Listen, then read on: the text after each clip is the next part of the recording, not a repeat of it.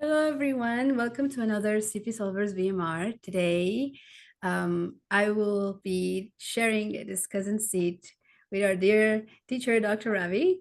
I like joking that he's like the master Jedi, and we're like your Padawans. So I'm so sorry for being super nerd right now, but if you know, you know. I'm really happy to be here discussing. Hi, Dr. Ravi. Oh, hi. You have me thinking about Star Wars material. Did you watch the new Skeleton Crew series on Disney Plus? I don't know if you watched that. I haven't had time of watching any new series. I'm quite busy with the step three. So right now everything I'm watching, sleeping, eating is studying. But I'm very since proud of I'm you. Yeah. After you finish your step three, by all means, start watching yeah, and I have catching all up. the Yeah. series like I have to watch this and this. Yeah, definitely. Excellent. Um, and today we have our case presenter, Trisha. Trisha, would you like to introduce yourself, friend? Hi everyone, I'm Patricia. Um, IMG from Cameroon and one of the Academy, CP Solver Academy. I'm really excited to share a case with you. I hope you will enjoy it. I definitely will, Trisha. And I have to be very like here, shout out to her and many here connected. She's an IMG presenting to this cycle to internal medicine. So all the success to you, friend. Thank you. And our dear scribe, Ayan, she is also an IMG from Saudi, and she's at 2 a.m. scribing directly. So whenever you're ready, Trisha. Okay. So just to put everyone in the setting place, we are in the hospital and you are the medical doctor on call. So it's around what 10 p.m. that you receive a 71 years old male who present to the hospital with 2 episodes of vomiting bright red blood that occur 4 hours prior admission. So I'll stop here. And we start with a bang. What do you think, Yaz? What comes to mind with something like this? First of all, I'm guessing that if it's in the on-call, I would be quite urgent right now to see the hemodynamic status of my patient. She's vomiting bright red blood. Although it's 4 hours ago, something I would definitely look for is her blood pressure, no, his blood pressure, sorry. And if there is what there is any other sign of like protect airway and order CBC to determine if we need a transfusion protocol right now. That's the first thing I'm thinking about when I see vomiting bright red blood, because vomiting bright red blood, the type of the blood is telling me that there is something like in my case, reflexively, I'm thinking a esophageal varices. So I will be wondering if this patient already had an EGD, and that will be the first step for me. Yeah, absolutely agree. I think sort of on CPS, we sort of start solving cases as like a concerto, but here we have to go pretty much heavy metal. You have to start reaching for vital signs. You have to start reaching for the crash car. You have to start figuring out getting labs like you mentioned. So you really have to get stuck into it, not do the stand back and kind of fold your arms and think about what might be going on. So generating a differential diagnosis, you sort of have to do everything at the same time. So I think definitely off to quite a bang. This is a patient definitely I would be worried about, and some of the most scary patients I've had. Now, if you've been in an ICU step down, I think my friend here, Anne-Marie Comfort, she just joined. So the ICU step down is very nerve-wracking because you get these patients, so GI bleeds end up in this step down unit. They in between the floor, and they also may escalate to the ICU if they're, like you had mentioned, hemodynamically stable. So we're kind of at a waypoint. Where exactly is this patient heading? Is this something where the patient's stable and then we can start thinking about what's causing this and breaking down the differential, maybe anatomically? We're dealing with upper GI bleed. We also need the history, like you mentioned. That was a very good idea, Yaz. Thinking about, is there a patient with liver disease? Is there a patient that has non-cirrhotic hematemesis? So I think we need more information, but definitely we're going to have to sort of start heavy metal going in all well, I shouldn't use that term, but everything, all hands on deck, trying to figure out is this patient Definitely. hemodynamically unstable or not. Back to you. Okay, good stuff. So to give you more history, you ask for more, and they tell you that over the last 2 days, he has experienced postprandial vomiting and watery diarrhea. He also reports generalized weakness and a loss of appetite. Initially, he thought these symptoms will resolve on their own, but the onset of hematemesis and worsening weakness prompted him to seek medical attention. On review of system, he has no fever, no headache. He has dark, full smelly stool. Is a little bit confused, but he has no dyspnea. So I'll stop here. Now we have a little bit more information.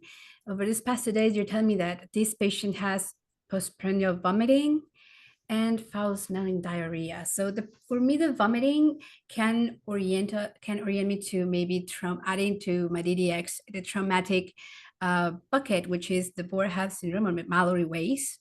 Like this intense retching that can cause erosions in the esophageal mucosa. And foul-smelling watery diarrhea, well, I really don't want to anchor, but if I'm talking about that, I will bring in ID etiologies like giardiasis, all of this like cryptosporidiosis, although that's for more immune compromised patients and many, many others. But before that, I'm thinking that this patient has been having issues that predisposes him to dehydration, and I will definitely add also to my DDX and maybe, I don't know how, if I'm stretching it, but this postprandial vomiting and more gastric issues could also put really back in my DDX gastric malignancies. But again, I think that will be like really, really back in my differential. Because we also have dark stool. So that means that wherever he's bleeding, he's already like metabolizing the blood. So now I will really look for the EGD and probably like send stool tests, not only ova and parasites, but also like occult blood to determine if he might need other type of imaging. What do you think, Dr. Ravi? Yeah, sorry, we don't have much to add to that. This is quite a brilliant sort of breakdown that you've done. I think you're still weighing in this could be upper GI bleed, and like we've had on CPS, very sort of rigorous, very fast upper GI bleeds can manifest as lower GI bleeds. Although dark stools, if you think about, okay, what do you remember why you get dark stools, especially if there's blood? What exactly is the mechanism if you don't, if you remember if not? It was the oxidation of the hemoglobin after being in contact with chloride, the chlorhydric acid in the in the in the stomach. And we also had this a past VMR like quite a while ago that said that this is blood that has been being metabolized for so much, so the bleeding is hidden somewhere above the ligament of Treitz, and it's like slowly descending. So there's time for the hemoglobin to be broken down. That's why it causes this dark pigmentation of the stools. Wow, yes, what a wonderful answer. You pretty much went through the steps and the mechanisms of this condition here. But if adding to what you've mentioned, so that's a great teaching point. Adding to that, if you think about it, bleeding into the stomach has this capacity to stretch. So if you think about the stomach is just expanding and expanding, and it gets to a boiling point, at which point it will just either expel the blood through the mouth, or there could be a trickle down into the intestines, and you have some time for the acid to work on the blood to cause the dark stools. So here there could be something like that. I was wondering that I love this like foul smelling stool. So if you asked me a couple of years ago, I'll be like, oh wow, there's something going on. Like you had mentioned, is there something that is causing an infection? We have bacterial, we have parasitic organisms, we have viral. Although viral doesn't tend to cause this. Other things you have to start worrying about is inflammatory bowel conditions is a subsegment in itself. So IBD, celiac disease, and so SIBO, and so on that could cause this. Crohn's disease, pancreatitis could cause this too. Although the bleeding you can't. Although there's a very interesting phenomenon called hemasuccus pancreaticus. I've yet to sort of come across that, but I just love the word. It just has a flow to it.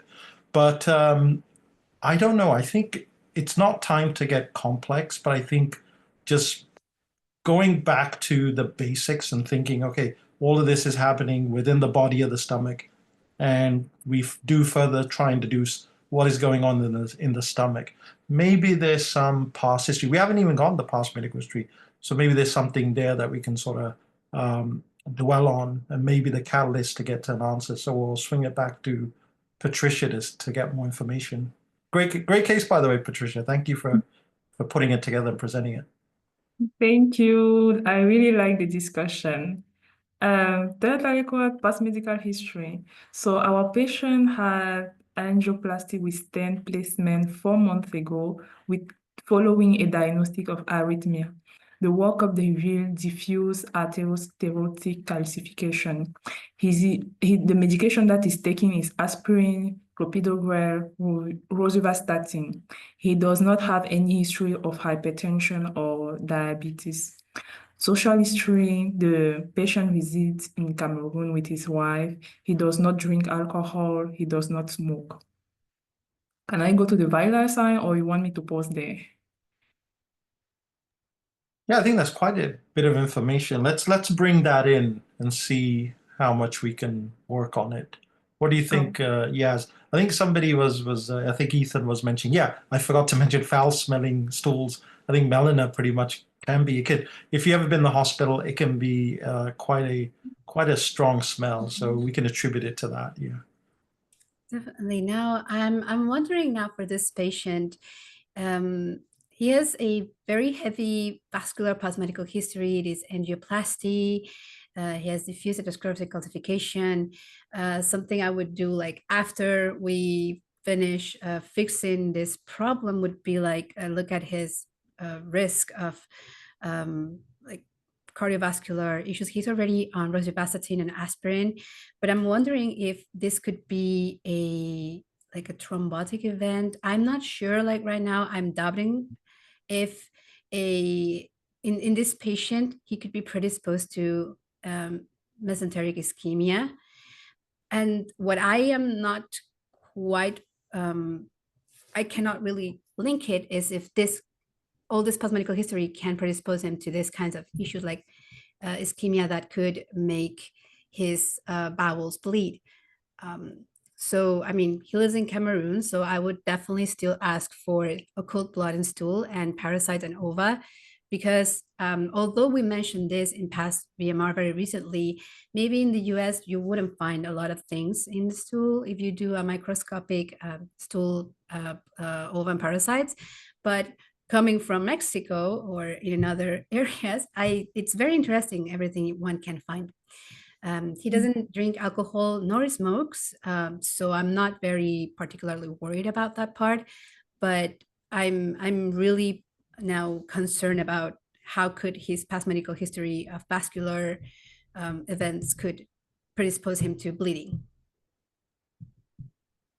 Excellent. I just like that you've taken the history and try to marry it to what's going on with this patient. So yes, this patient does have heavy history of vascular disorders. Anything else? Yeah, it's like he's had a stent put in. What do you tend to get post stent and cath that could really aggravate the bleeding? Post stent, he could have the how do you say coagulation issues. This paradoxical creation of clots. So, but again, he's on clopidogrel and aspirin. So I worry more about the clopidogrel and definitely ask for a coagulation panel. But so far I'm trying to like link that. So what's interesting is if you've had the experiential learning, when you see many cases, you tend to see this quite a bit. So a large number of patients are put on DAPT, and it can aggravate an underlying bleed. So if you have a condition that could potentially bleed, this could sort of bring it, or kind of bring it to the surface, or hurry up the tendency to bleed. So there could be something there. I've had cases where there's maybe cancer in the gut, maybe in the stomach, and by putting on DAPT, it was unmasked by the dual antiplatelet agents because the patient came back with a bleed. So obviously you're going to get an EGD in this case as well after stabilization. So you kind of wonder about this. How about the intervention? It's been quite a few months, right? So 4 months. So first thing, this patient comes in 4 months post cath stent DAPT. A question that comes up is, can we sort of going into management reasoning?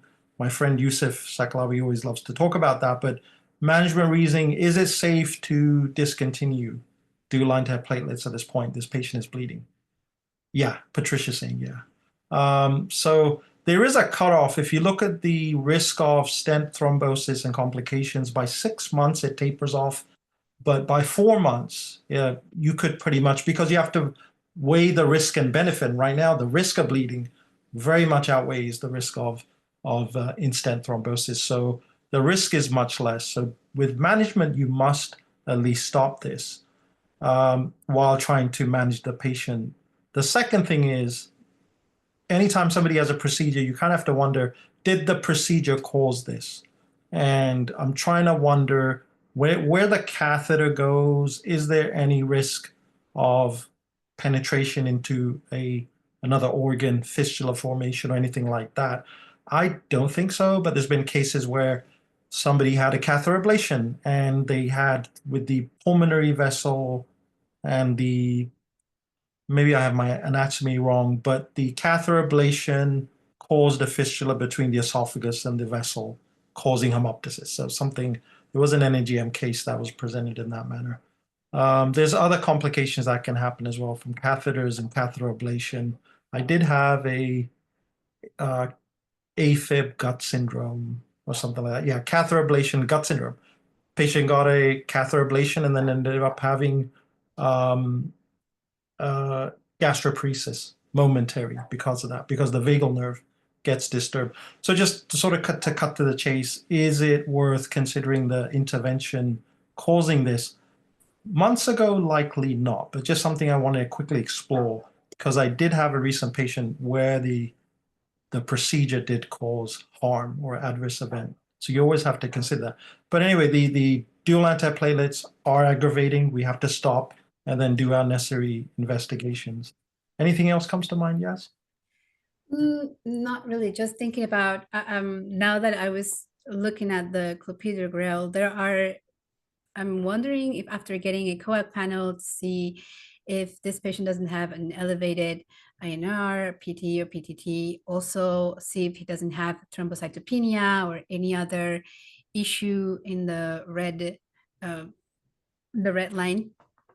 There are hypersensitivity reactions that have been linked to clopidogrel. I remember reading that it can cause like serum sickness-like reaction. It can cause a leukocytoclastic vasculitis, and thinking a lot about kirtan right now, or even in hypersensitivity syndrome, clopidogrel-induced hypersensitivity syndrome. That's something that I also could be considering. But again, I common things being common, I would rather try to establish what the source of the bleeding is. So yeah.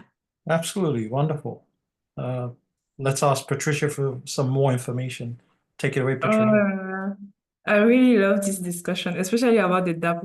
Me and my team, we have the exact same thought, like, should we stop the medication or should we continue? Okay, but I will come to that point later. But for the vital sign, when I received the patient, the blood pressure was 110/67. The heart rate was 106. Temperature was 37.9. Saturation was 94%. And the patient was weak, fatigue, and he showed signs of dehydration. Physical exam, he was conscious but weak, fatigued, and dehydrated. ENT, pink conjunctiva, no jaundice, no dark circle, no jaundice, but there were dark circle under the eyes.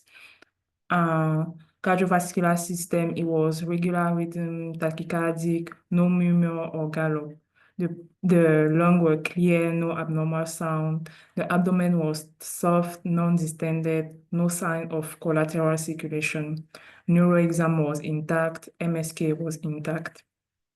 So, yeah. Management side, since the patient was a little bit stable, we just we had like we give him fluid 2 line. We started fluids.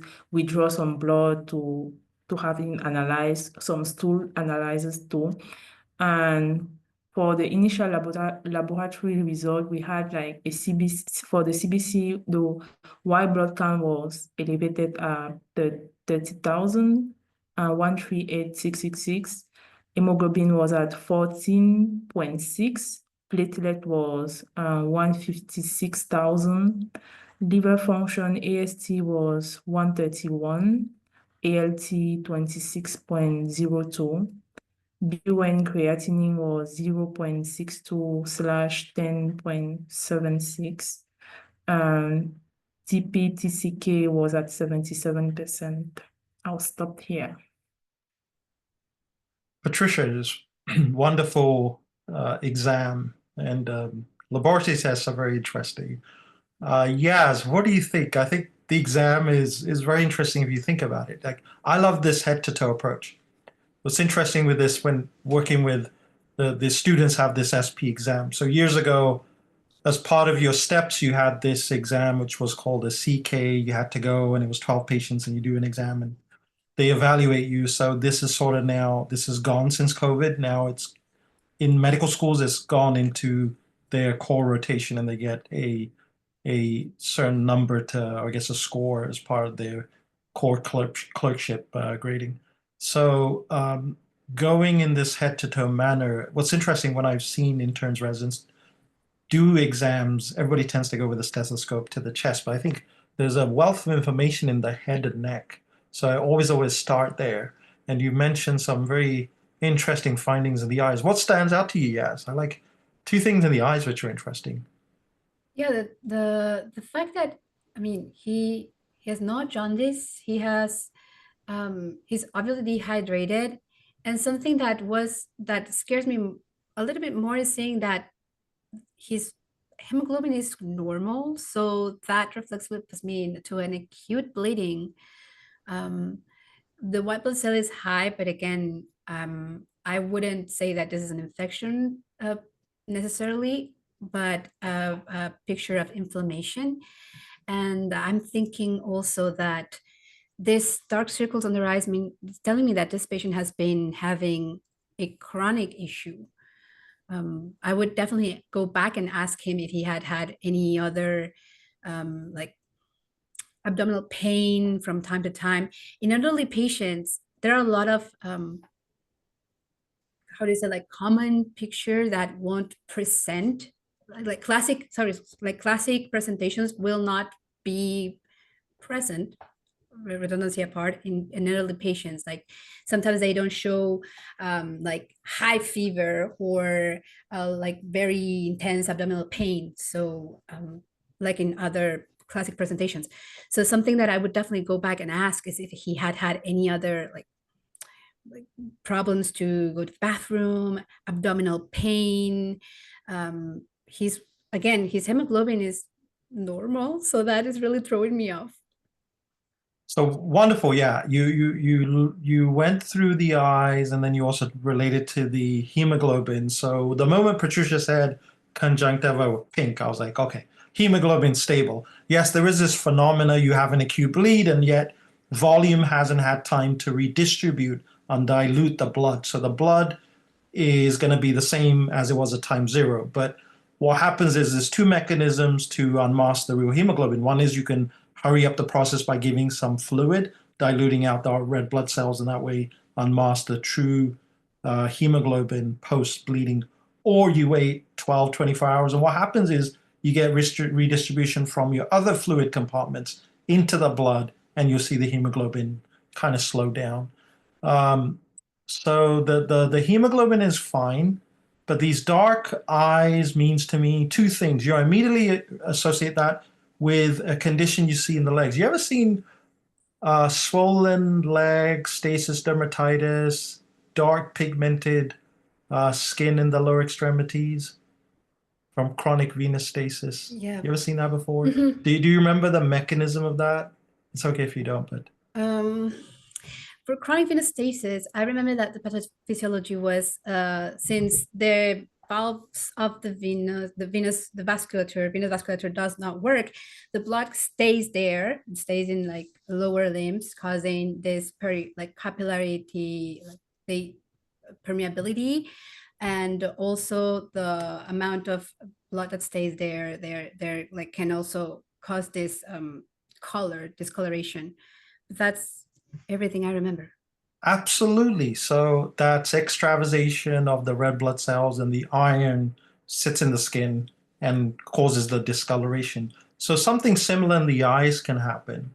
So when you get, say you're fatigued, say you rub the eyes a lot, sometimes the vessels dilate and you get extravasation, and then you get heme deposition. The chat is kind of mentioning something interesting called raccoon eyes. And that can be a hallmark of amyloidosis. And what can happen is, because the amyloid can trap the factor 10, if I believe, you get this spontaneous hemorrhage around the eyes, and you get what's called raccoon eyes. And I saw a very lovely clinical vignette at one of these poster presentations at ACP of such a case. So the eyes definitely were giving the signal that there's something going on, and there was heme or iron depositing into the eyes, causing this due to the factor 10 deficiency. So now that kind of sends up a bat signal, hey, maybe there's something we have to look at, or this could be something that's maybe benign, like we talked about, just circulation issues, aging. You know, with aging though, this is a 71-year-old patient. You can actually get dark eyes because what happens to vessels when you age? You end up getting something called senile purpura. I think the senile could be looked at kind of negatively, but the vessels are fragile. They could break, and then you get deposition of blood, and the heme stays back there. So it could be something as simple as that. Being on steroids can do that too. So I don't know how much weight we can put on this, but it's something fun we're kind of having fun this evening talking about these different things. So something to think about there. Okay, this Y count, I like that you talked about maybe it's not infection. So when I break down Y count, okay, number 1, number 2, number 3, it's infection. Number 4, how about medications? I look at quickly the medication. I don't see anything there that could increase the meds. Sorry, like steroids increase the Y count. How about pain? How about stress? This patient is kind of under stress.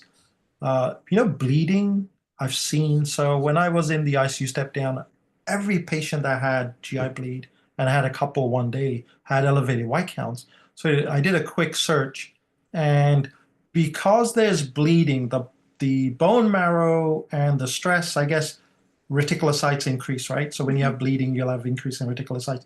And then all the neighboring cells kind of get disturbed, and they're like, hey, let's increase in numbers too, so Y count can elevate too. So there is a mechanism. It doesn't mean it's infection, but it is associated with GI bleeding. So something to think about. What else could cause it? Leukemias, as the white cell quantity increases, you have to start thinking about leukemias, ischemia, infarction. You also have to start thinking about Y count elevation due to that. But usually that's in the massive numbers, 30,000 above. And then our friendly neighborhood C. diff. I'm not talking about Spider-Man, but Clostridium difficile, Y counts tend to be 20,000. You have to start thinking about that 15,000 and 20,000. We're still not in that range. But can C. diff cause something like this? It can cause pretty bad diarrhea, but not the bleeding, if I remember. So, yeah, I think the Y count doesn't have relevance at this point. It's just something that's a bystander. AST elevated. Oh, what do you think about the AST? ALT is normal, AST is elevated. Very interesting, the ratio here. The AST, we normally, like as a pearl, we normally see that when the ratio is AST 2:1 to ALT, we think about alcohol-induced liver issues. But in this case, this patient, I'm going to believe that he uses no alcohol, and also it's an isolated AST. ALT is practically normal. So I will think, could this be a non-hepatic cause, like muscle injuries, or, I mean, he has cardiac past medical history. So I'm thinking maybe issue with this heart. I think that in my workup, I would add an echocardiography for that. Also hemolysis, but in this patient, he doesn't have any other like picture of hemolysis. So I'm really struggling trying to tie it to there. And other conditions unrelated to those, hyperthyroidism like can sometimes lead to high AST. That's something that I was reading. And it could also explain his heart rate, and maybe his white blood cells are too high. Well, higher normal, not too high, but that's something that that's how I could tie those three things. But again, this vomiting will not be explained by that. Those are the reasons of why I could expect to see high AST. Wonderful. Yeah. Let me ask you this. What cell, if destroyed, causes elevation in AST? Muscles. Muscle, very good. You also mentioned the liver. Yeah, liver, muscle, and I'm guessing both the smooth and what takes oxygen to the muscle? vessels, like the I'm guessing.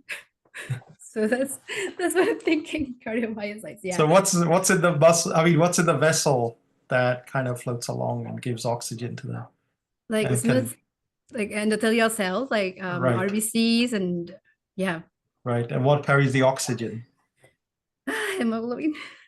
So yeah, RBC lysis can also cause AST elevation. I don't know. I don't get the flavor that there's bleeding, right? So there's bleeding and RBCs are getting all pushed around. So there could be some breakdown of blood mechanically, but I don't think there's a hemolytic anemia that's happening here. But it would be helpful. I think LDH is blank. We didn't get an LDH. Where haptoglobin will be helpful just to make sure we're not having a hemolytic crisis in this patient too. Okay, sorry, Patricia. You have some great information, but we're kind of going through it, just trying to squeeze as much information from it to make progress on this case. But wonderful, wonderful case so far. Next, aliquot. Wonderful discussion. Okay, for the next aliquot, so as I say, we received the patient pretty late.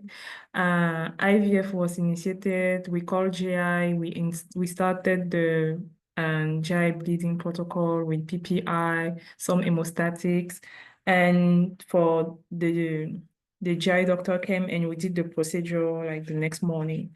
So the next morning, GI doctor do the how do you call it? Upper gastrointestinal endoscopy, and the endoscopy showed like ulcerated and hemorrhagic esophagitis stage 3. And the abdominal ultrasound was normal, no sign of cirrhosis or collateral distribution. I'll stop here. Interesting. So what do you think? Where do we go with this, Yaz? I'm wondering, like, for ulcerative and hemorrhagic esophagitis, the first thing I would think about is one, biopsy of the tissue to see why are we having this ulcerative esophagitis.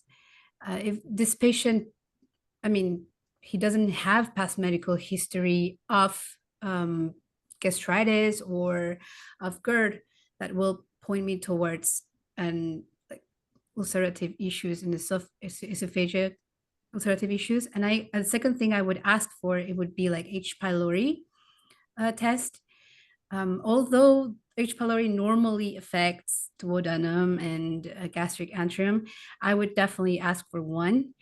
And again, those two things: biopsy to see what's going on, what's if the tissue is the issue, or we have another and some bug being guilty here, because he doesn't have any other past medical history of exposures of like drugs, or he doesn't drink.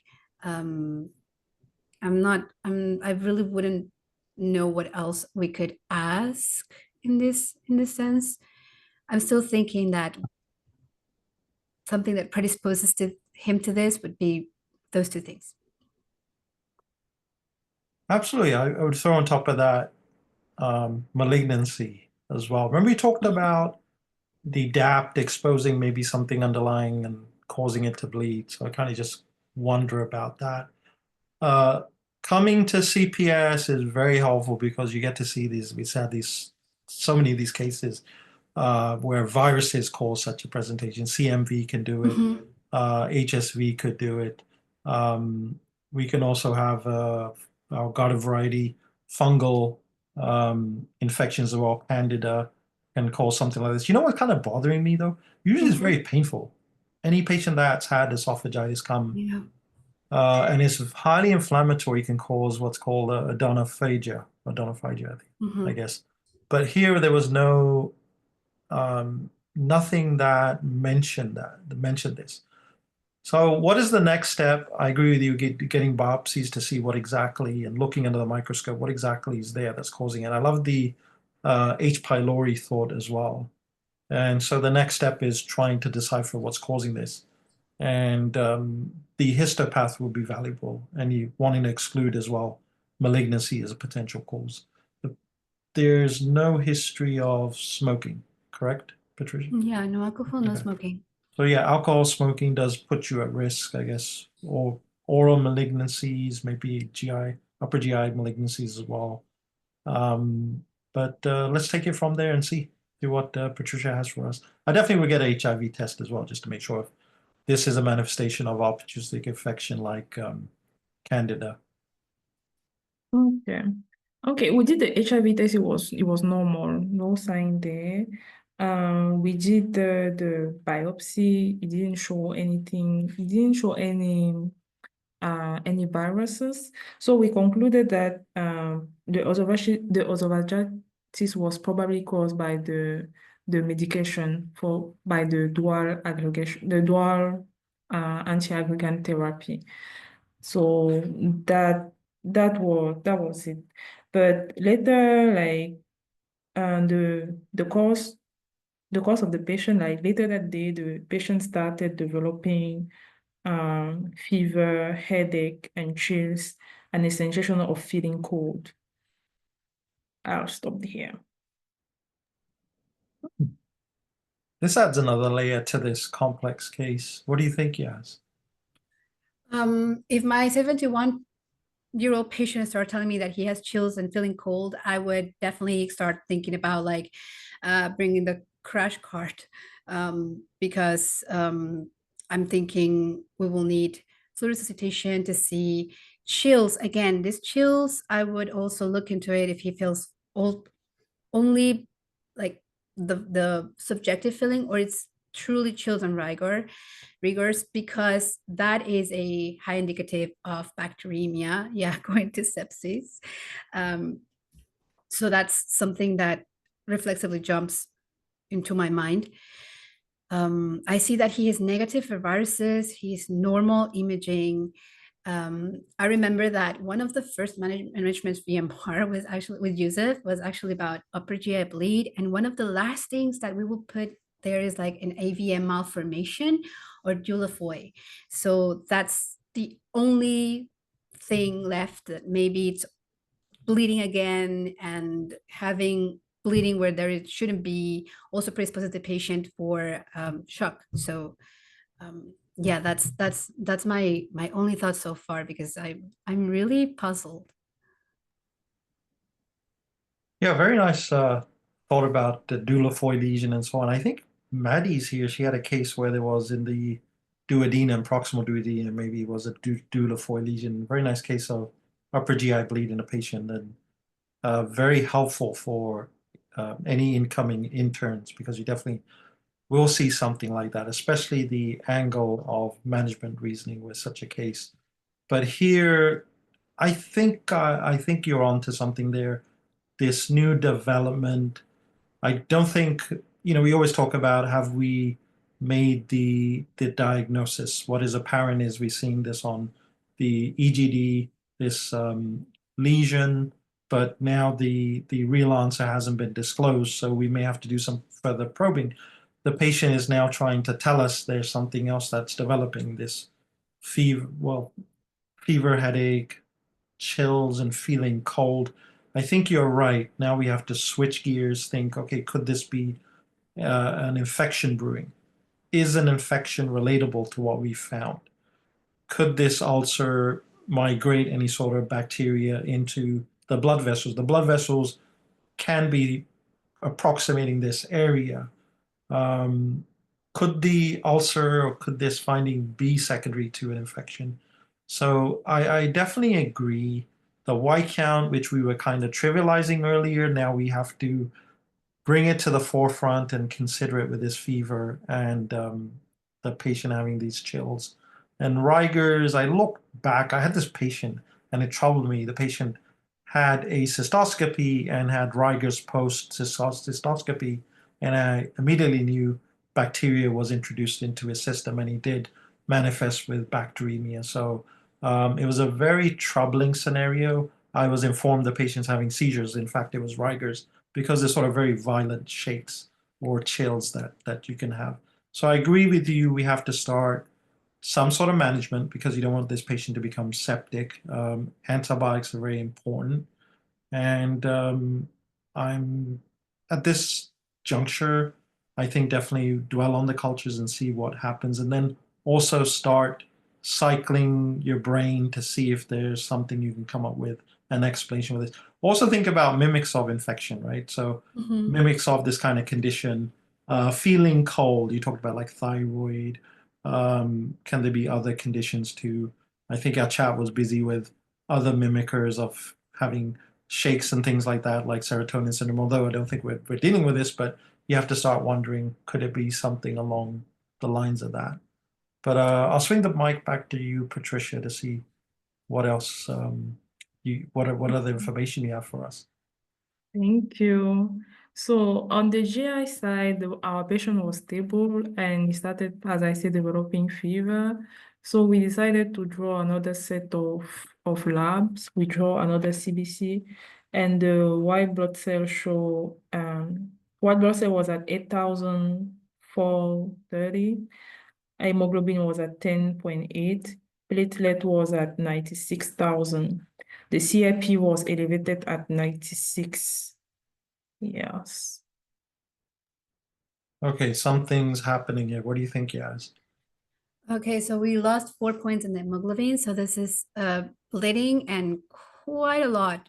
So now I'm thinking, could this be, for me, in the DDX, I'm wondering if this could be a good idea to get a CT angio chest, something that I added into the chat. Because I remember that you brought up the fistula, the orthosophageal fistula. And I'm wondering if this could be the case. Again, trying to set my mind into a AVM or this fistula, because of the rate of the bleeding. Again, and I know that there are many ID etiologies that could cause an infiltrative lesion, as the ones that have been mentioned here. The arboviruses can do that. Still, I'm trying not to like anchor on that, because I'm very prone to do those things with, especially with ID. So I'm trying to keep this common, well, not common being common, but after discarding many differential diagnosis, I'm thinking if the next step would be looking for the bleeding source. Absolutely, yeah. I think the hemoglobin dropping is of concern, but the platelets are also a concern. So you have two cell lines dropping. And then you could also say the white count sort of dropped to 13,000 to 8,000 if the patient didn't get any sort of treatment, any antibiotics. But you could say all three cell lines are sort of dropped. And we're very interested to continue to do a CBC and see. So with the bleeding, probably there was quite a bit that the hemoglobin can be explained. This AST elevation, could there be, remember early on, we generated a possibility of the AST coming from hemolysis. Could there be an underlying cause? You know, we talked about malignancy can cause something like HUS, atypical HUS. Are we dealing with something along those lines, a microangiopathic hemolytic anemia due to this? So definitely would need more information. I would want LDH, I would want smear, I would want haptoglobin, just to sort of take that hypothesis and move it aside. Although it's a bit extreme, this case would be quite complex if that was happening. But the chain of events is very mesmerizing here because we started with a simple GI bleed, but now what's happening is much more complex than that. But I'll swing it back to Patricia to see what other information. So the platelets are also very concerning. I think before I move back, I was going to send the mic back to Patricia, but with the platelets decreasing, you have to start thinking about various infections as well. Could this be manifesting this patient? We talked about malaria with hemolysis as well. Dengue, I'm trying to remember, somebody in the chat had mentioned. But here we have, in the US, we have babesiosis, which can cause something like this. Bartonella could cause something like this. I think leishmaniasis can cause something like this, although the patient hasn't presented in that manner. So you have to sort of start thinking of all these different things.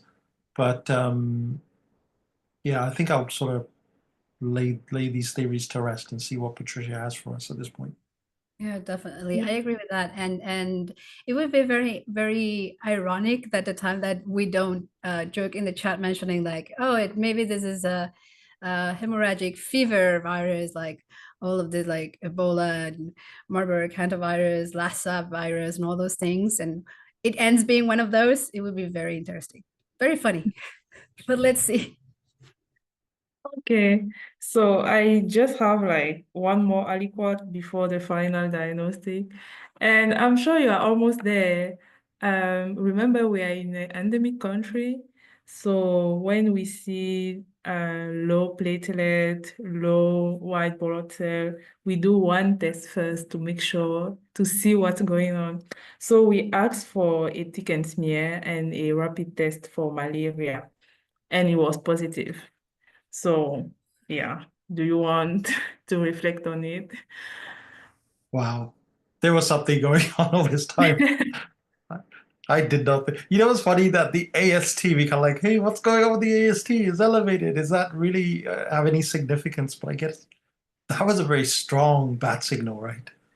Yeah, Very I mean, interesting. I love that the first time that I'm not bringing all these ID pearls, it's it's actually ID.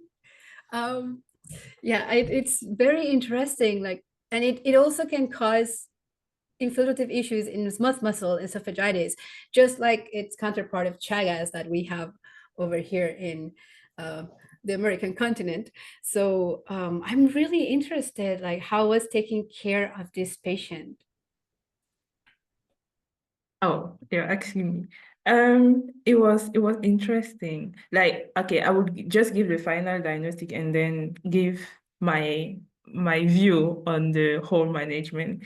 So we concluded that the patient has esophagitis induced by medication associated with malaria. And for me, it was really interesting. First of all, like receiving a patient with GI bleed, you receive the patient alone, and then you have to call your team and to know what to do. At the beginning, I really didn't know what was going on. I was looking for sign of cirrhosis, and so that's why during my physical exam, like I really emphasized the fact that the patient has no collateral, no collateral pathway, like there were no sign of cirrhosis.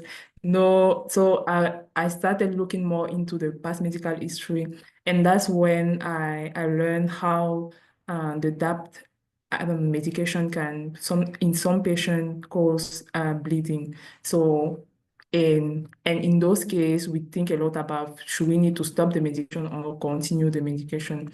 In this patient, at the end, the GI doctor decided to stop the clopidogrel and to stop the aspirin and continue to stop the clopidogrel and continue with the aspirin. Like, so we just put him on one medication. And for the malaria, like when the patient developed fever, as I say, we are in an endemic country. When someone has fever, you first need to rule out malaria. And I remember I think it was last week that we had a case of malaria when Ravi told us that patients who live in endemic country can have like a high load of parasite in the blood, but they don't do the disease. And in this case, it's almost like that, like before the patient didn't have any sign of malaria, but because his immune system was weakened by the stress of esophagitis, then he started developing symptoms of malaria and yeah, the fever, chills, and so on. But once he received the medication for malaria, the fever dropped, and we draw another CBC letter, and it was all normal. And few days, like maybe 1 week after all of that, he was discharged and he was well. So it was just interesting and and wonderful. Thank you. Wow, Patricia, phenomenal teaching. I really appreciate it. You know, this always uh, causes fear for me. I sit in many of these case reviews where things are missed or we make an early judgment call. Okay, this patient is having GI bleed due to dual antiplatelets, and we sort of shut the shop on that, but there's something in the background that the patient starts developing a secondary process. So sometimes what we do causes another problem like antibiotics for pneumonia, and then you develop C. diff. Or recently there was a patient with IBD was put on immunosuppressive agents and then suddenly had disseminated TB, got very sick. Or even somebody that wasn't eating, was given food, and then developed refeeding syndrome. So you have to worry about downstream effects from what we do. Or you see a patient in the hospital suddenly morph into another condition right in front of your eyes, and not knowing what to do. That can be very scary. But I really appreciate this. This really is a brain teaser, and I'll be thinking about it. Hopefully I'm able to go to sleep tonight. But I will be looking, I'll be reading about this definitely tonight. Thank you. And thank you, Yas, for co-discussing. No, thank you so much. Honestly, I think that the ulcerative and hemorrhagic esophagitis did throw me off a little bit. But again, and I think that I even mentioned earlier that many patients won't have like the classic presentation that we read on the books and all of this databases. So very interesting. Thank you so much, Patricia. Should we go to the teaching points with Omaima? Wonderful case, Patricia, and amazing discussion, Dr. Ravi and Yaz. So we started this case with the chief complaints of hematemesis, and we talked about how it's important to prioritize acute management, check our ABCDEs, protect the airways, get IV access, etc. And we discussed how we should try to get as much history as possible to localize the bleed, whether it's from the upper, whether it's in the upper or the lower tract. And later we discovered that we have some history of vomiting, and Yaz localized this beautifully in the esophagus, and we thought about esophageal Mallory-Weiss tears. Later, we also found some foul smell in stools, and this made us think about things like IBD, celiac disease, or chronic pancreatitis. But melena can also be foul smelling, and we should keep thinking about bleeding causes. This patient was also taking DAPT, so we talked about how this can exacerbate bleedings, particularly in the GI tract, and can uncover hidden processes, including malignancies that could be existing prior to starting the medications, and how we can also think about iatrogenic causes like in a catheter or a defibrillator placement, and how this can cause fistula that can later cause bleeding, but this is more prevalent in the acute setting, which was not the case for these patients. We talked later about the hemoglobin and the hyperleukocytosis and how they can be at the beginning elevated due to bone marrow compensation, and also the fact that we don't have any fluid distribution at that initial stage of the bleeding. We discussed the ASTs and how they cannot necessarily localize us in the liver because they are present in also the RBCs, myocytes, and cardiac myocytes. And the initial diagnosis we reached was ulcerative and hemorrhagic esophagitis that was due to clopidogrel, which is something that I've never heard of. Thank you so much, Patricia. And the second set of the case was the sudden drop in all the cell lines. And we talked about how this can be due to MAHA or atypical HUS, but also infections like babesiosis or malaria. Our patients ended up having malaria, and we talked about how asymptomatic malaria is very common in countries where the disease is prevalent, and how an acute illness like this GI bleed can uncover it. Thank you so much.